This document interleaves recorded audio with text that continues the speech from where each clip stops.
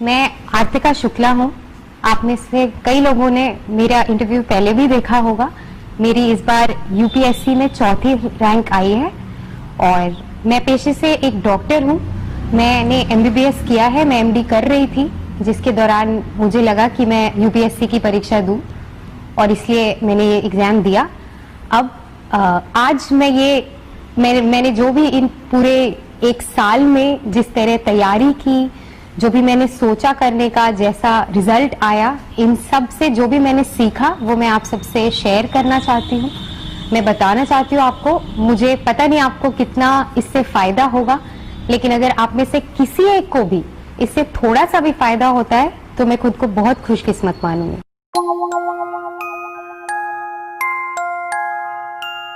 शुरुआत करते हैं कि इस एग्जाम की प्रिपरेशन कब से करनी है। मुझसे बहुत सारे लोगों ने ये पूछा है, तो मैं ये कहना चाहती हूँ कि लोग आपको ऐसा कहेंगे कि आप बचपन से ये करें, स्कूल टाइम से करें, कोई एक पर्टिकुलर टाइम है जब आपको शुरुआत करनी चाहिए। मुझे ऐसा बिल्कुल नहीं लगता। मैंने शुरुआत 2014 के नवंबर में की थी और एक साल में मैंने इसकी ठीक ठाक तैयारी कर ली। तो मैं आपको यही कहना चाहती हूँ कि आपको जब भी लगे कि आपको ये परीक्षा देनी है, आपको लगता है कि आप ये कर सकते हैं, आप बिल्कुल इसमें जुट जाएं। उसमें आपकी उम्र कितनी है, कितने साल बचे हैं, कितने अटेम्प्ट बचे हैं, इनका कोई आप इसका ध्यान न दें। और अगर आपको लगता है कि आप मेहनत कर सकते हैं तो एक साल भी बहुत है। मैंने एक साल ही मेहनत की है। अब शुरू करते हैं। तो सबसे पहला एग्जाम, जैसा कि आपको पता ही होगा, प्रीलिम्स होता है, जो अगस्त के महीने में होता है पिछले 2 साल से। दूसरा एग्जाम इसका मेंस होता है, जो दिसंबर में होता है। और अगर इन दोनों में क्वालिफाई हो जाए तो इंटरव्यू होता है, जो प्रोबेबली मार्च से मई जून तक चलता है।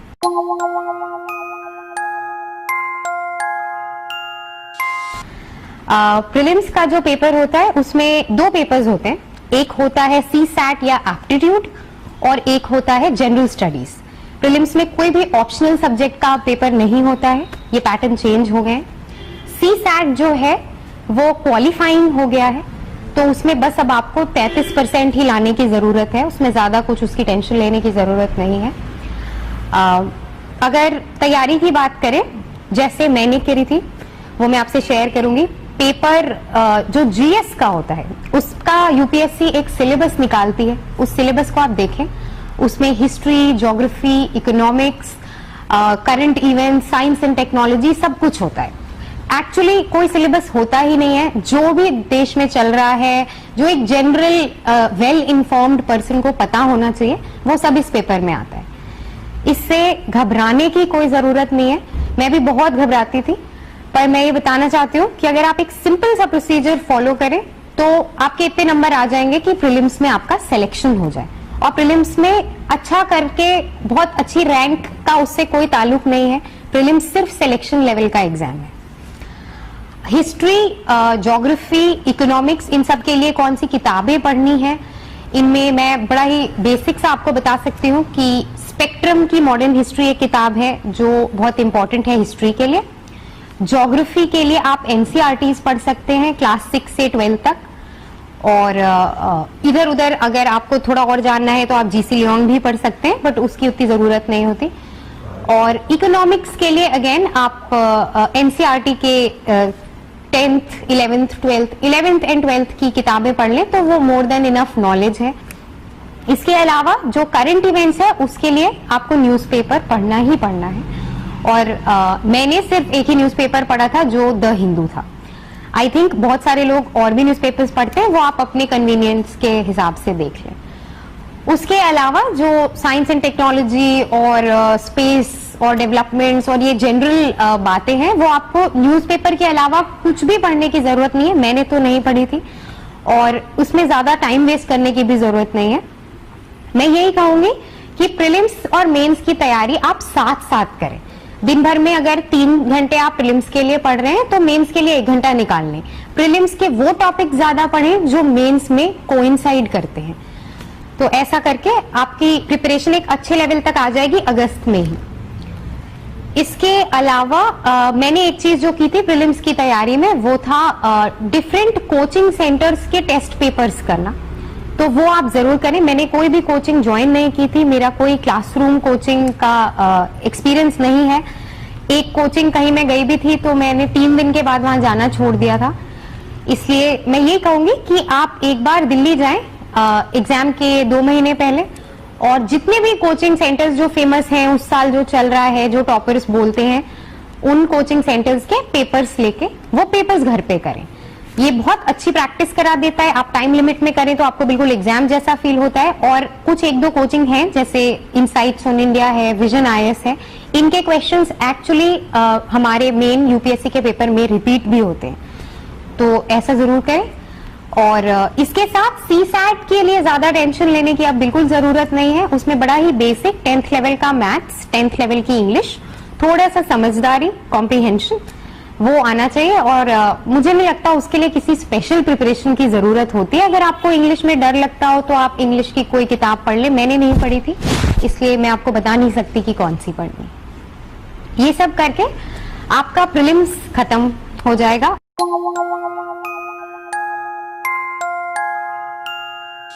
अब एक बात है कि प्रीलिम्स देने के बाद जो रिजल्ट आता है वो 1-1.5 महीने बाद आता है, और आपका मेंस का एग्जाम दिसंबर में ही होता है। तो इसलिए हम मेंस की प्रिपरेशन शुरू करने से पहले प्रीलिम्स के रिजल्ट का वेट नहीं कर सकते। तो मैंने क्या किया था कि प्रीलिम्स के बाद 1 हफ्ते का गैप लिया और उसके बाद मैंने शुरू कर दिया मेंस की तैयारी करने। आपको भी यही करना चाहिए। आपको खुद पे इतना विश्वास होना चाहिए कि अगर आपने प्रीलिम्स दिया है तो आपका सिलेक्शन होगा और हो जाएगा। Prelims is not a big problem, उसमें इतनी दिक्कत नहीं होती है। उसके बाद आता है मेंस की तैयारी। अब मेंस की तैयारी में बहुत सारा, it is a very vast thing, बहुत बड़ा है, बहुत ही स्ट्रक्चर्ड करना है, बहुत सारी चीजें इसमें सोचनी भी पड़ती हैं। तो हम इसको ऐसे देखते हैं, पेपर 1, पेपर 2, पेपर 3 और पेपर 4, इन 4 भाग में बांट के मेंस की तैयारी करते हैं। जो पेपर 1 है उसका सिलेबस आपको यूपीएससी के साइट पे मिल जाएगा। सबसे पहली चीज जो आपको करनी चाहिए वो है मेंस के सिलेबस को ध्यान में रखें, उसको याद कर लें, उसको अपने कमरे में चिपका लें, ताकि जो भी उसमें कुछ लिखा है वो अगर आपको कभी चलते फिरते, दोस्तों से बात करते हुए, न्यूज़पेपर में आते हुए कहीं भी वो लगे कि आपको कुछ उसके लायक चीज मिल रही है तो उसको आप कर सकें। तो आप सिलेबस याद कर लें। उसके बाद बात आती है प्रिपरेशन की।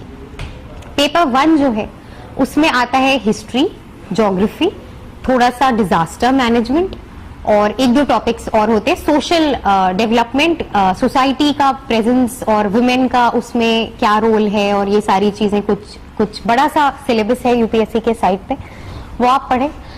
पेपर 1 के लिए मैंने जो किया था वो मैं आपसे शेयर कर सकती हूँ। हिस्ट्री में मैंने बिपिन चंद्रा की जो 2 किताबें हैं, इंडिया स्ट्रगल फॉर इंडिपेंडेंस और पोस्ट इंडिपेंडेंस पे, वो दोनों पढ़ी थी। मैंने रामचंद्र गुहा की इंडिया आफ्टर गांधी भी पढ़ी थी, पर वो एग्जाम के लिए ज्यादा इंपॉर्टेंट नहीं है। अगर आपके पास टाइम है और आपको पढ़ने का शौक है तो वो किताब जरूर पढ़ें, वो बहुत इंटरेस्टिंग किताब है। ज्योग्राफी के लिए मैं ये कहूंगी कि अगर आपको एक बेसिक ज्योग्राफी का सेंस प्रीलिम्स तक हो जाना चाहिए, उसके लिए आप NCERT 10th, 11th, 12th, 9th, आपको जहां भी लगे कि आपको पढ़ने की जरूरत है वो पढ़ लें। 11th और 12th की एनसीईआरटी बहुत इंपॉर्टेंट है। उसके एडिशन में आप जीसी लियोंग पढ़ें, मैंने वो पढ़ा था। फिजिकल पार्ट, एटलीस्ट पार्ट 1 उसका आप बहुत अच्छे से पढ़ें। आजकल तो क्वेश्चंस मेरे पेपर में नहीं आए थे लेकिन आ सकते हैं, तो उसको अच्छे से पढ़ें। उसके अलावा वर्ल्ड ज्योग्राफी और इन सब का आपको ऑनलाइन बहुत सारा मटेरियल मिल जाएगा, तो दैट इज वेरी हेल्पफुल। मैंने एक मृणाल की साइट है, एक इनसाइट्स ऑन इंडिया है, इन पे ज्योग्राफी के लेक्चर्स बहुत ध्यान से पढ़े थे, मैंने उनके वीडियोस भी पढ़े थे, तो वो एक इम्पॉर्टेंट एस्पेक्ट है उसका। थोड़ा सा आप ले सकते हैं इंटरनेट का हेल्प इन ज्योग्राफी। उसके बाद आता है सोशल। सोसाइटी की जो बातें हैं, मैं उसके लिए एक बात बहुत क्लियरली बोलना चाहूंगी कि सोसाइटी और वुमेन और इन सब बातों के लिए आपको कोई अलग से मटेरियल पढ़ने की जरूरत नहीं है। आपको कोई पेपर में जो ये सारी चीजें आती हैं, द हिंदू हो चाहे इंडियन एक्सप्रेस हो या आप जो भी पढ़ते हो, आपने करंट इवेंट्स अगर पढ़ा हुआ है तो सोसाइटी आपका ऑलरेडी तैयार है, उसमें आपको कुछ भी नया करने की जरूरत नहीं है। उसमें आप टाइम वेस्ट ना करें, जो भी नई चीजें हो रही हैं वो ही काफी है for current, for society in paper 1। उसके अलावा कोचिंग बहुत सारे मटेरियल्स निकालती हैं, सोसाइटी पे किताब है, एनसीईआरटी है, ये सब पढ़ने की जरूरत नहीं है, मैंने नहीं पढ़ा था।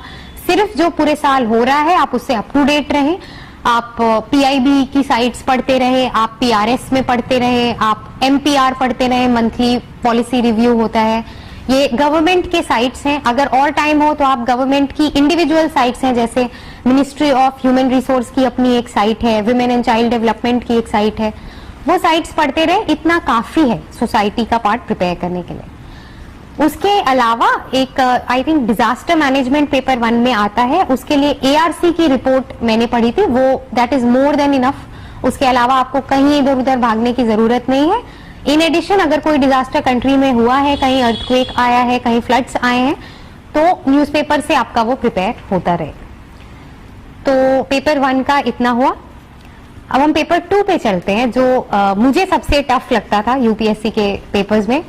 That is about governance and public policy I think and social justice. और ऐसा बड़ा ही बड़ा सा पेपर है, बहुत बड़ा सिलेबस है, बट सिलेबस से डरने की कोई बात नहीं है।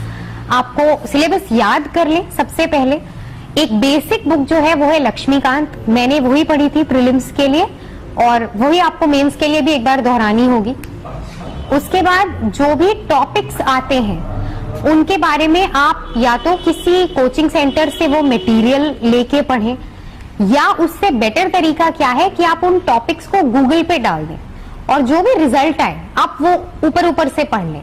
जो आपके करंट इवेंट्स चल रहे हैं, जो हिंदू में खबरें आ रही हैं, वो सारा आप ऊपर से पढ़ लें। और उनसे इन एडिशन अगर कुछ नहीं मिल रहा है तो आप गवर्नमेंट की मिनिस्ट्रीज की साइट्स पे जाएं और उनसे पढ़ते रहें। Monthly policy review again very important. योजना एक गवर्नमेंट का मैगजीन है, 10 रुपए की आती है, बहुत इंपॉर्टेंट है। योजना मैगजीन आपको जरूर पढ़नी है, उससे पेपर 2 ऑलमोस्ट प्रिपेयर हो जाता है। इन एडिशन पेपर 2 में सोशल डेवलपमेंट और ऐसे कुछ कुछ टॉपिक्स हैं जिनके लिए आपको बड़ा फोकस होके पढ़ना पड़ेगा। जो ministry of social justice and empowerment है, कोई जुवेनाइल लॉ आया है, कोई लड़कियों पे लॉ आया है, कुछ सुप्रीम कोर्ट में चल रहा है, ये सब आपको थोड़ा सर्च करके देखना होगा। मैंने इंटरनेट का बहुत यूज किया था पेपर 2 में, तो मैं यही कहना चाहूंगी कि बेटर है कि आप जो कोचिंग के मटेरियल्स आते हैं या जो कोचिंग में पढ़ाते हैं कि भाई टॉपिक है एम्पावरमेंट ऑफ वुमेन या स्टेट लेजिस्लेचर, तो अब इस पे आप थ्योरी के 20 पन्ने पढ़ रहे हैं, 50 पन्ने पढ़ रहे हैं, इनका कोई यूज नहीं है। यूपीएससी में अब ऐसे सवाल ही नहीं आते जो आप किसी किताब में पढ़ के आंसर वहां कर पाए। आप न्यूज़पेपर पढ़ें, मैंने जो साइट्स बताई आप वो साइट्स देखते रहे। आप खुद सोचें, अभी अगर कोई लॉ आया है उसके क्या प्रोज एंड कॉन्स होंगे, आप गूगल पे डाल दें advantages of the recent amendment, आपको खुद 4-5 टॉपिक्स मिल जाएंगे, 4-5 न्यूज़पेपर के एडिटोरियल्स मिल जाएंगे। उसको पढ़ें, अपना एक व्यू बनाएं, उसको शॉर्ट करें और अपनी कॉपी में, या अगर आप ऑनलाइन नोट्स बनाते हैं तो शॉर्ट करके 1 पैराग्राफ 2 पैराग्राफ्स में उसको लिख दें। इस तरह आपको पेपर 2 करना है। पेपर 2 रिक्वायर्स बहुत ज्यादा डिटर्मिनेशन और फोकस। वो आपको डे 1 से डे लास्ट तक करना है और एंड तक आपको लगेगा कि मैंने कुछ पढ़ाई नहीं की है, बट यही सही तरीका है। आपको बहुत सारे लोग कहेंगे कि ये किताब पढ़ लो, ये कोचिंग कर लो, ये टेस्ट पेपर कर लो, ऐसा मत करिए। मैंने ऐसा नहीं किया था। आप एक जागरूक सिटीजन की तरह पेपर 2 की प्रिपरेशन करें, एक स्टूडेंट की तरह ना करें। तो जो क्वेश्चन पेपर में एक सवाल आएंगे वो भी आप एक बहुत ही अच्छे लेवल का आंसर उसमें लिख सकते हैं। इसके अलावा पेपर 2 में मुझे लगता है थोड़ा सा एक कॉमन सेंस की जरूरत होती है, वो नॉर्मली डेवलप होने में थोड़ा मुश्किल होता है। तो आप एक मॉक टेस्ट सीरीज जरूर करें पेपर 2 के लिए। उसमें आपको ऐसे रैंडम सवाल पूछे जाएंगे, आपको लगेगा जब आप टेस्ट दे रहे होंगे कि मैं क्या लिखूं। ऐसा ही सेम यूपीएससी के पेपर में भी होगा। मैंने जब पेपर दिया था 20 क्वेश्चंस में से 8 क्वेश्चंस ऐसे थे जिनको पहली बार पढ़ के मुझे लगा ये तो मैंने कभी देखा ही नहीं है। बट मैं आपको ये बताना चाहती हूँ कि उसके बारे में आप 15 सेकेंड सोचें, एक नॉर्मल पर्सपेक्टिव से, एक बहुत ही जागरूक और नॉर्मल सिटीजन की तरह आप वो क्वेश्चन पढ़ें और एक स्मॉल सा आंसर 200 वर्ड का उस पर लिख दें। और यही वो एक्सपेक्ट करते हैं आपसे। आप ये मत सोचिए कि आप हर टॉपिक के बारे में 200 वर्ड्स याद करके जाएंगे और वहां उलट देंगे, ऐसे सवाल ही नहीं आएंगे। तो पेपर 2 के लिए ये जो बात, ये सारा प्रिपरेशन टेक्निक प्लस एक मॉक टेस्ट सीरीज जो आपको सोचना सिखा दे, जो आपको कम समय में 3 घंटे में 20 क्वेश्चन सोच के लिखना सिखा दे, ये करना इज मोर देन इनफ, और कुछ करने की जरूरत नहीं। फिर आता है पेपर 3 विच इज इकोनॉमिक्स। और इकोनॉमिक्स एक ऐसा पार्ट है जो मुझे एज अ डॉक्टर बहुत टफ लगता था। मुझे कुछ नहीं पता था जब मैंने ये प्रिपरेशन शुरू की, मुझे ये भी नहीं पता था कि बैंक्स क्या होते हैं, उनका काम क्या होता है लोन, क्या होता है लेंडिंग रेट, आरबीआई का काम क्या है। तो अगर आपकी भी ऐसी हालत है तो आप इससे घबराइए मत, काफी टाइम है और इसके लिए पढ़ाई की जा सकती है। बहुत ही बेसिक लेवल का इकोनॉमिक्स यूपीएससी में आता है। तो जो टफ इकोनॉमिक्स आती है एक्चुअली वो प्रीलिम्स के लेवल पे आती है। तो उसके लिए जैसा मैंने आपको बताया, आप 11th और 12th की एनसीईआरटी पढ़ लें, आपको बेसिक इकोनॉमिक्स का नॉलेज हो जाएगा। उसके बाद पेपर 3 का जो टॉपिक है, जो भी टॉपिक्स हैं वो आप एक बार ध्यान में रखें। एक एनसीईआरटी आप पढ़ लें। रमेश गुप्ता की एक किताब आती है जो लोग कहते हैं पढ़नी चाहिए, मैंने थोड़ी थोड़ी वो पढ़ी थी, वो इतनी मोटी किताब है। अगर आपके पास समय है और अगर आप इकोनॉमिक्स में इंटरेस्टेड हैं, आपको अच्छा लगता है तो आप वो किताब पढ़ें। मैंने वो नहीं पढ़ी थी, मैंने शायद 2-3 पेजेस से ज्यादा नहीं पढ़े थे, बट वो एक अच्छी किताब है। मैंने मेंस के बाद थोड़ा सा उसको पढ़ा तो मुझे वो बहुत अच्छी लगी। बाकी मैं ये कहना चाहूंगी कि एसेंशियल पेपर 3 में कोई भी किताब नहीं है। आप अगेन करंट अफेयर्स पढ़ते रहें, इकोनॉमिक्स से रिलेटेड जो न्यूज आती है वो आप ध्यान में रखें। आरबीआई ने कोई नई कमेटी बनाई, गवर्नमेंट ने मॉनेटरी पॉलिसी के बारे में कुछ बोला, बजट आया और इकोनॉमिक सर्वे आया। मैं एक बहुत वाइटल पीस ऑफ इंफॉर्मेशन यहाँ पे शेयर करना चाहती हूँ, वो ये है कि इकोनॉमिक सर्वे से डायरेक्टली हमारे पेपर में 3 या 4 क्वेश्चन आए थे यूपीएससी के। सिर्फ इकोनॉमिक सर्वे के जो चैप्टर्स हैं, उनके टॉपिक्स और उनके जो 10-12 पेज जो वो लिखे रहते हैं, उससे डायरेक्ट लाइंस उठा के यूपीएससी के पेपर में आई थी। तो अगर कोई ऐसी एक किताब है जो आप पढ़ लें और आपको लगे कि हाँ इससे मेरे पेपर में क्वेश्चन आए, तो वो इकोनॉमिक सर्वे। आप इकोनॉमिक सर्वे जब भी रिलीज होता है, जब भी टेबल होता है पार्लियामेंट में, उसका ओरिजिनल कॉपी लें, वो फोटोस्टैट्स और कोई भी ऐसे समरीज वो सब ना करें, और उसको लेके आप एक बार क्या मैं कहूंगी 2 बार इकोनॉमिक सर्वे पढ़ लें और इकोनॉमिक सर्वे का एक समरी बना लें। उसको आप रिवाइज करते रहें, उससे डेफिनेटली 2-3 क्वेश्चंस आएंगे। बजट के सिर्फ की फीचर्स पढ़ने की जरूरत है, पूरा बजट पढ़ने की जरूरत नहीं है, वो थोड़ा टफ भी होता है फॉर एनीवन जिसका इकोनॉमिक्स का बैकग्राउंड नहीं है। इसके अलावा पेपर 3 के लिए मुझे याद है ज्योग्राफी की एनसीईआरटी बहुत इंपॉर्टेंट होती है। उसमें बहुत सारे क्रॉपिंग पैटर्न्स और इंडिया की इकोनॉमी, एग्रीकल्चर, इन सब पे बातें करनी है, उसमें लिखा रहता है। तो उसके लिए आप बस ज्योग्राफी की एनसीईआरटीज पढ़ लें, बहुत हाई लेवल की जरूरत नहीं है। करंट इवेंट्स में अगर कुछ हो रहा हो, कहीं पे हमने कुछ नया किया, हमने फोर्टिफाइड क्रॉप्स ला रहे हैं, या कहीं पे ड्रॉट्स बहुत ज्यादा हो रहे हैं, फार्मर सुसाइड्स बढ़ रहा है, तो ये सब आपको करंट इवेंट से पता चल जाएगा। इसके अलावा पेपर 3 में एक साइंस एंड टेक्नोलॉजी और स्पेस डेवलपमेंट का एक पार्ट है जो थोड़ा डरावना लगता है शुरुआत में, बट अगेन मैं यही कहूंगी उसके लिए स्पेशल प्रिपरेशन की बिल्कुल जरूरत नहीं है। आप रोज हिंदू पढ़ते रहें, जो उसका स्पेस का पार्ट आता है, अगर आपको कुछ लगता है इंपॉर्टेंट तो उसके नोट्स बना लें। अगर 1-2 सवाल आपसे नहीं भी आए तो उसके लिए एक पूरी किताब पढ़ने की जरूरत नहीं है। साइंस एंड टेक्नोलॉजी मुझे लगता है अगर आपने साल भर पेपर पढ़ा है तो आपको कोई एंड में जाके एक नई किताब खरीदने की जरूरत नहीं है। मेजॉरिटी बच्चे यही करते हैं। लोगों को लगता है कि साइंस एंड टेक्नोलॉजी, नवंबर में बहुत सारी कोचिंग्स एक बुकलेट निकाल देते हैं और कहती हैं कि ये पूरे साल का साइंस एंड टेक्नोलॉजी है। उसमें टाइम वेस्ट ना करें, मैंने वो नहीं किया था। उससे हार्डली 1-2 सवाल आएंगे और उसको पढ़ने में आपको 2-3 दिन लग जाएंगे। तो मैं यही कहूंगी कि आप साल भर एक माइंडसेट रखें कि साइंस की अगर कोई न्यूज आती है न्यूज़पेपर में तो वो आपने एक नोट बना के रख लेना है।